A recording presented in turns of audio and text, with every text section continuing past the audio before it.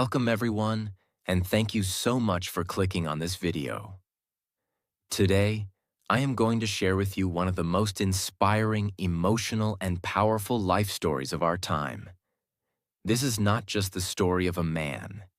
It is the story of dreams, struggles, pain, hope, hard work, rejection, belief, and victory. This is the story of a boy who was born in a small house in India, with very little money, no mobile phone, no laptop, and sometimes not even a proper chair to sit and study. But today, he is one of the most powerful CEOs in the world. He's the man who leads Google and Alphabet, two of the most influential companies in the world. This is the story of Sundar Pichai. Many people dream, but only a few turn their dreams into reality. Many want success, but very few have the patience, humility, and courage to walk the long, difficult road that leads to greatness. Sundar Pichai's story is proof that you don't need to be born rich to become successful. You don't need to have expensive clothes or luxury things.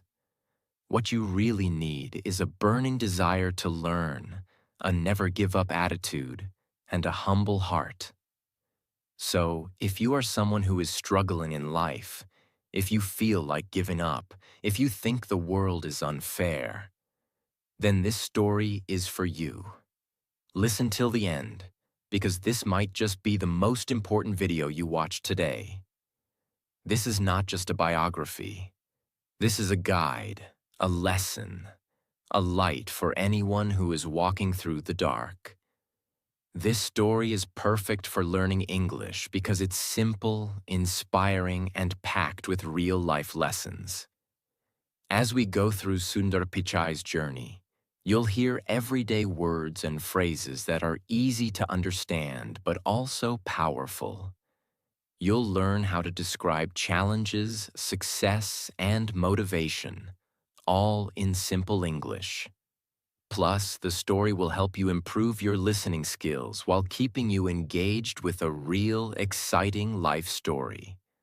So not only will you be inspired, but you'll also be improving your English every step of the way. Chapter 1. The Humble Beginnings. Let us go back to the year 1972, to a crowded, noisy city called Madurai, in the southern part of India. In this city, on June 10, 1972, a boy named Pichai Sundararajan was born in a small middle-class family. The world knows him today as Sundar Pichai. His father, Raghunatha Pichai, was an electrical engineer who worked hard every day in a British company called GEC.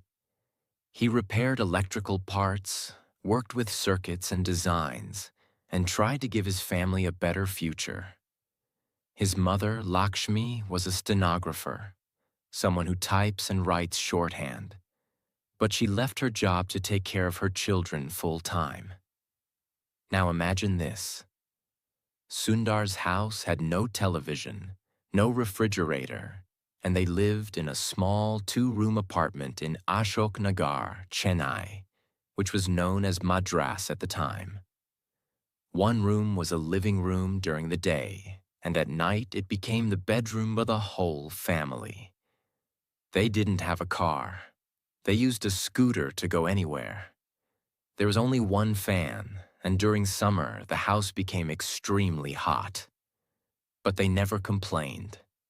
They were happy, simple people. Sundar shared his room with his younger brother. Sometimes his relatives also came to stay in the same house. The space was small, but the dreams inside that small house were big. Sundar's childhood was filled with questions. He was always curious. He wanted to know how things worked, how a telephone works, how electricity travels, how machines are built. He asked his father many questions, and his father always answered with patience. This is where Sundar first learned the value of knowledge and learning. Every evening, his father would come home from work and talk to Sundar about what he did in the factory. Sundar listened carefully. He didn't understand everything, but he learned to think like an engineer. He learned that behind every great thing in a world, there is hard work, discipline, and design. Now listen to this powerful part. They got a telephone at home only when Sundar was 12 years old. It was a simple rotary phone. You had to turn the dial to call someone. And here's something very surprising. Sundar had a photographic memory. He could remember every single phone number he dialed, even after calling it once. That was the first moment when his family realized Sundar is special. Even though he was very intelligent, Sundar was never proud or arrogant. He was quiet, polite, and shy. He was the kind of boy who sat in the back of the class but always scored the highest marks.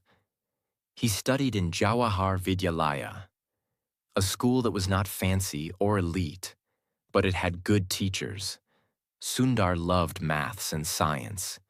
He liked solving problems. He was not someone who learned only to pass exams. He learned because he enjoyed learning. Now you may ask, did he have tuition? Expensive books? No. He studied with what he had. He borrowed books from others. He worked harder than most students. And he never wasted time. When he grew older, he studied at a school called Vanavani, inside the IIT Madras campus. He saw brilliant students and professors there, and he started dreaming. One day, I want to go to a big college too. But dreams are not enough. Dreams must be followed by effort. After years of hard work and sleepless nights, Sundar Pichai finally made his parents proud by getting admission to IIT Kharagpur, one of the top engineering colleges in India. This was a big moment, not just for him, but for his entire family. Imagine this, a young boy, shy and humble, coming from a small house with no air conditioner, no computer, and very little money, now walking into one of the most respected colleges in the country. It was a new world for him. Big classrooms, brilliant minds, competitive students, and highly experienced professors. But here's something you should know. Even though he got in, life did not become easy. In fact, it became even tougher. Sundar chose to study metallurgical engineering, the study of metals, materials, and how they work in industries. Now you may ask, why metallurgy? Why not computer science? The truth is, Sundar was not from a rich family. He didn't know much about computers at that time. In fact, during his early IIT days, he had never even touched a real computer. But he was curious. He listened. He observed. He started learning about programming and coding in his own time. He read books that others ignored. He would sit in the computer labs for hours, watching how things worked. At IIT, he met students who came from big cities, rich families, and modern schools. They had better clothes, more confidence, and strong English. Sundar, in comparison, was soft-spoken, and his English was still developing. Did he feel small? Yes. Did he give up? Never. He didn't speak much, but he listened more than anyone. He was not loud, but his thoughts were sharp. He didn't try to compete with others. He tried to compete with himself. Sundar worked silently. While others were wasting time partying, Sundar was reading books, solving problems, and thinking deeply. He never tried to show off. He was focused on one thing: growth. His professors noticed his talent. They saw that Sundar had something special, a calm mind and deep intelligence. One professor even said, "Sundar Pichai is one of the most promising students I've ever seen." During his final year at IIT, Sundar applied for a scholarship to study in the United States of America. His dream was to do a master's degree from a top university abroad. He applied to Stanford University, one of the best universities in the world. And guess what? He got selected. But now came the biggest challenge: money. The flight ticket from India to the USA cost almost $1,000 at that time, which was more than his father's entire yearly salary. Just imagine the situation. They had no credit cards, no sponsors, no internet banking, no online fundraising. Just one simple Indian family trying to support their son's dream. What do you think happened? His father didn't think twice. He took a loan, used up all his savings, and borrowed money from relatives. Because he believed, if I invest in my son's education, it will change his life. That is what great parents do. They sacrifice everything for their children.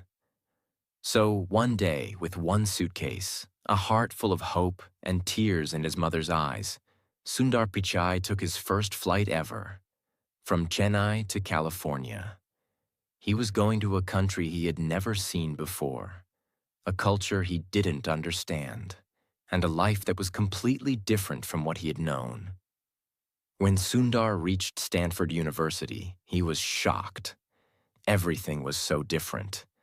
The people, the food, the buildings, the teaching style, even the silence in the libraries.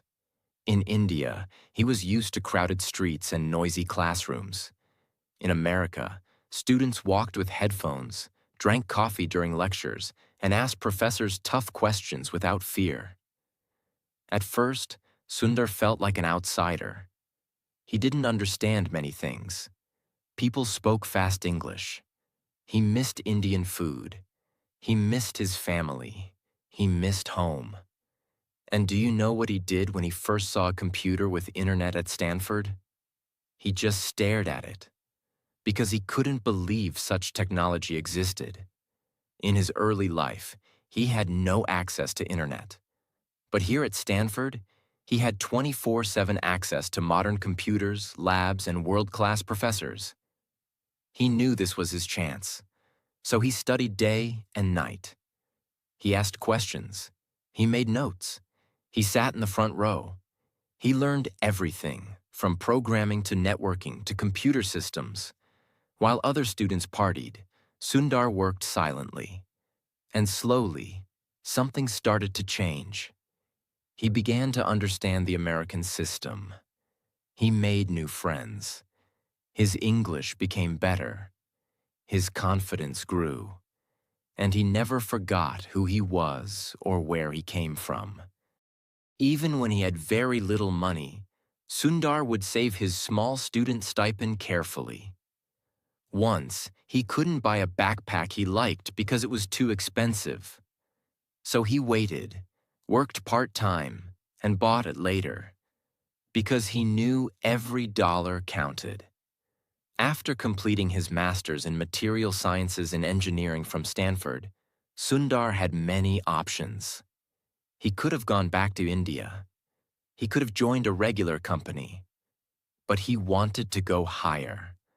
He wanted to work in Silicon Valley, the place where all tech legends live and work. Apple, Microsoft, Google, Intel, Facebook, all are born there. But getting a job in Silicon Valley was not easy. Sundar worked for a few companies first. He joined Applied Materials. Then he went on to do an MBA from Wharton School at the University of Pennsylvania. At Wharton, he was named a Siebel Scholar and a Palmer Scholar, titles given to the top students of the class. Now imagine this: a boy who didn't have a phone till he was 12, now standing in classrooms where future billionaires and CEOs studied. And still, he stayed humble. This is what made Sundar different. He never forgot his roots. Sundar Pichai was now standing at the doors of the most powerful companies in Silicon Valley. His qualifications were excellent. Master's in Engineering from Stanford, MBA from Wharton with top honors, real work experience at companies like Applied Materials and McKinsey. But there was one thing he had in his heart that others didn't: hunger. A hunger to build, to learn, and to create something useful for the world. It was the year 2004, and Sundar had just applied for a job at a growing tech company called Google. At that time, Google was already known for its search engine, but it wasn't as huge as it is today. They had fewer products, fewer employees, and fewer offices. Sundar didn't know that this one interview would change his entire life. He prepared hard. He studied computer systems, logic problems, case studies. He knew he was not a typical programmer. But what he had was clarity, strategy, and the ability to understand what users need. On the day of the interview, he entered Google's office, which was not very flashy at that time. He was calm, focused. They gave him technical problems. He solved them logically. They asked him product questions. He gave unique insights. They asked him, "What would you improve about Google?" He said, "Let's make the homepage simpler. Let's build tools around the search engine. Let's think beyond." He didn't say what they wanted to hear. He said what he truly believed. And that impressed everyone. Sundar got the job. He joined as a product manager, a role where you don't just code. You also think.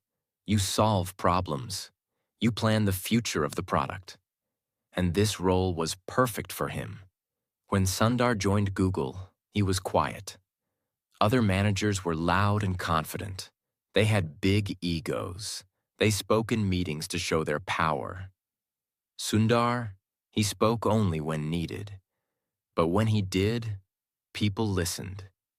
He was given a simple job: work on Google's search toolbar, the small bar that lets you search Google from your browser without opening the main page.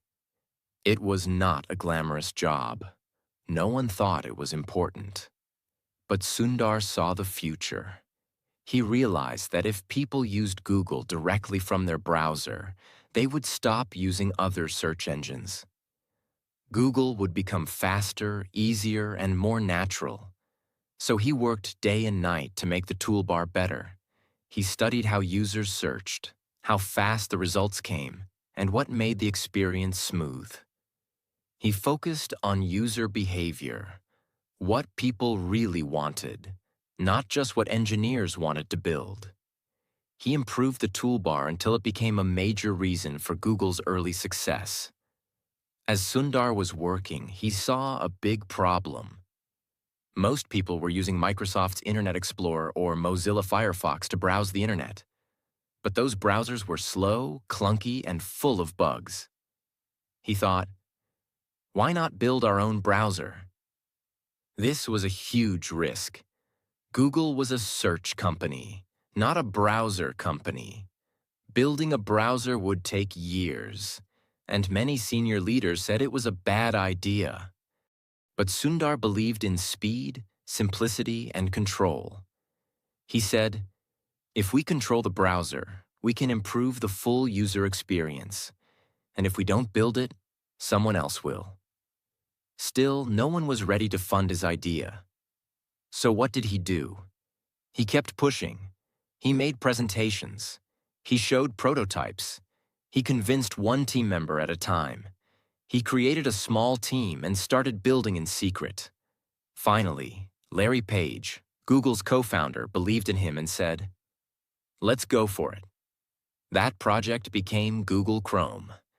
When Chrome launched in 2008, it was clean, fast, and easy to use. People loved it. Within a few years, Google Chrome became the #1 browser in the world. And this one product made Sundar Pichai a rising star inside Google. Why? Because he had a clear vision. He built a strong team. He took a huge risk. And most importantly, He put the user first. He didn't build Chrome to become famous. He built it to solve a real problem. And that's what true leaders do. After Chrome, Sundar didn't stop. He worked on Google Drive, Gmail improvements, Google Maps, Android. He later took full control of Android. Every time, he led his team with humility. He was not bossy. He listened to others. He allowed people to disagree. He created a culture of respect. His colleagues said, "Sundar makes you feel smart, even if he's the smartest guy in the room." He was not a micromanager. He gave people space. But he always asked one question: how does this help the user? That's why his projects were always successful, because he focused on people, not just technology. It was August 10th, 2015, a normal Monday. Sundar walked into the office like always, but this time, something big happened. Larry Page and Sergey Brin, the founders of Google, announced that Sundar Pichai would become the new CEO of Google. The whole tech world was surprised. But people inside Google were not. They knew this day would come. Because Sundar was not just an engineer. He was a visionary, a thinker, a leader, a problem solver, and most importantly, a kind and respectful human being. Think about it. The boy who grew up in a 2-room apartment in Chennai, who stood in lines to use a phone, who didn't have access to a computer until he came to the US, was now in charge of a company that controls the internet for billions of people. This was not a dream anymore. This was real life. But with great power comes great pressure. And that's what this chapter is all about. Sundar walked into the office on his first day as CEO without bodyguards, without shouting, without a dramatic press conference. No big speech, no loud words, just a warm smile, a quiet presence, a confident walk. He stepped into a room full of Google's top executives. He didn't start by talking about profits or numbers. He simply asked, "What's best for our users? What can we do that truly helps the world?" This was the kind of leader he was. Simple, thoughtful, user-focused, and deeply human. Being CEO of Google is not like running a small company. It's more like being a global leader. Why? Because Google touches billions of lives daily through search, YouTube, Gmail, Maps, Android. Millions of businesses through advertising and cloud services. Governments and schools through data, privacy, regulations. Every single decision Sundar made would be seen, judged, and discussed globally. If he made a mistake, it would be on the news. If he fired someone, it would trend on social media. If he launched a new product, the entire tech world would analyze it. So how did he handle that kind of pressure? Calmly, softly, powerfully. He didn't panic. He didn't play politics. He didn't attack critics. He did what he always did. He listened, thought deeply, and then spoke with clarity. Soon after Sundar became CEO of Google, another huge change happened. Google's co-founders, Larry Page and Sergey Brin, decided to step back and create a new parent company called Alphabet Inc. This was the holding company that would own Google, YouTube, DeepMind, Waymo, self-driving cars, and other ambitious projects. Guess what? In December 2019, Sundar Pichai was made the CEO of Alphabet too. Yes, now Sundar was not just responsible for Google, he was responsible for YouTube, Google Cloud, Google Search, self-driving cars, Waymo, artificial intelligence, DeepMind, and many other futuristic projects. It was like being the captain of 10 massive ships at once, each with its own engine, team, and mission. Still, he didn't panic. He led with strategy, with listening, with balance. Being a tech CEO means you're not only dealing with engineers and products, you're also dealing with governments, courts, activists, the public, and politics. Here are some of the major storms Sundar faced and how he handled them. The U.S. Congress hearings, 2018. In 2018, Sundar Pichai was called to testify before the United States Congress. Why? Because lawmakers were worried about user data privacy, political bias in search results, monopoly concerns, whether Google was too powerful. It was a tense moment. Powerful politicians were sitting across from him. Cameras were rolling live. Every word he said could become global news. But Sundar sat calmly. He explained Google's technology in simple words. He made complex systems sound human and understandable. He repeated one message. We do not manually control search results. We use algorithms, and our focus is to provide the most relevant results. He didn't argue. He didn't lose his cool. He simply educated. This moment proved something powerful to the world. Sundar Pichai was not just a tech expert. He was a communicator, a global leader, and a voice of reason in a chaotic world. The employee protests. Even inside Google, not everything was perfect. Employees protested certain military contracts. Some were upset about pay differences and lack of diversity. There were tensions around how AI should be used ethically.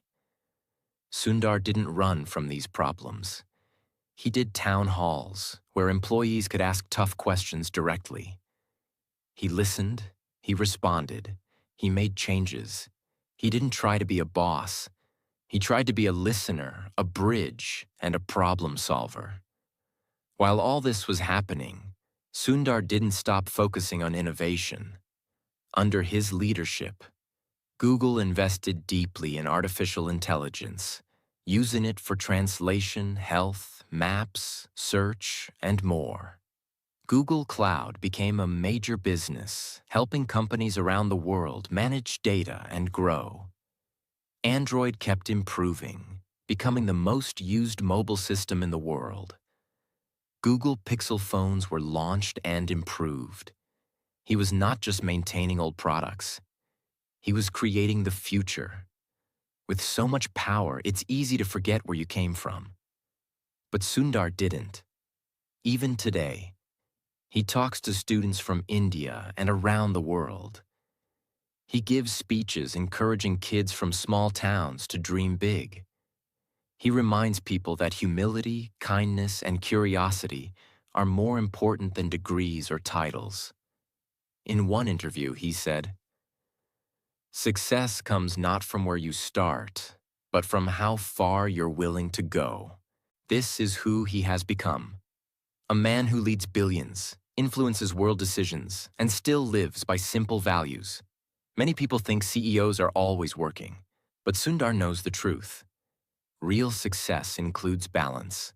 He is not just a CEO, he is a father, a husband, a friend, a reader, a quiet observer of life. Family life. Sundar is married to Anjali Pichai, the same girl who supported him during college in India when he didn't have money to make phone calls. They have 2 children, and he makes time to be with them, no matter how busy he is.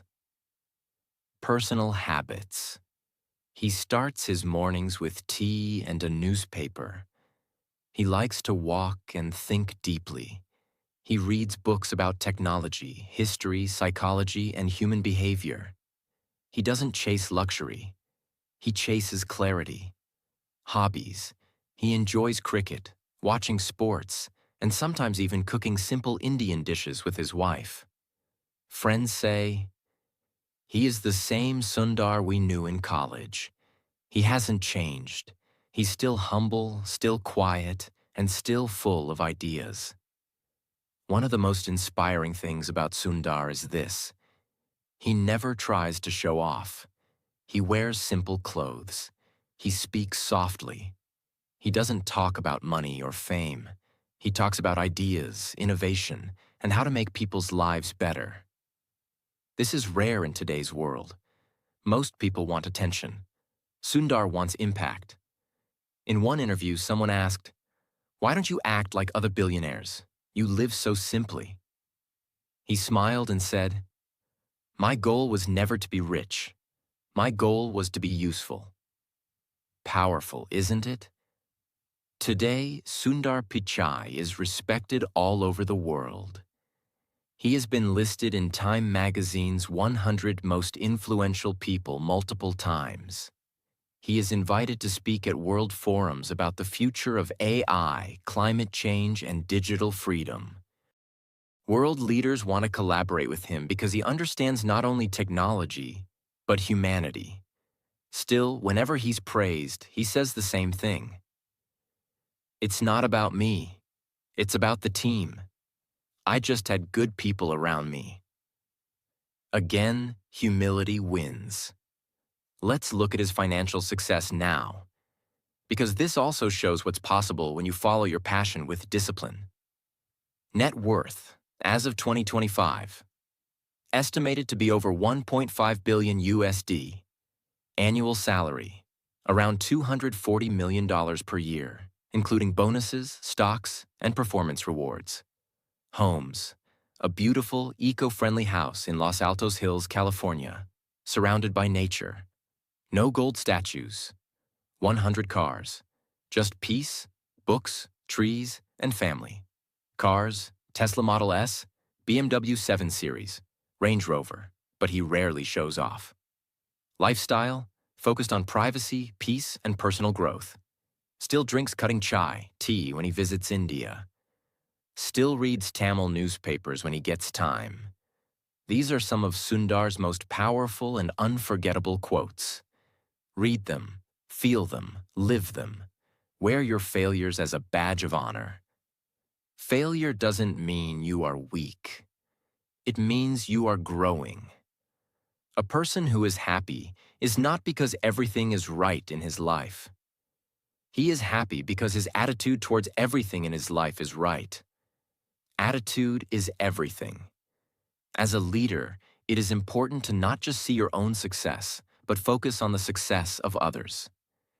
Leadership is about lifting others. Be impatient to learn, but be patient to apply what you learn. Learn fast. Apply slow and wisely. It is important to follow your dreams and heart. Do something that excites you. Passion is the fuel. Let's end this powerful journey with timeless lessons from Sundar's life. These are not just words. These are rules to live by if you want to rise from nothing to everything.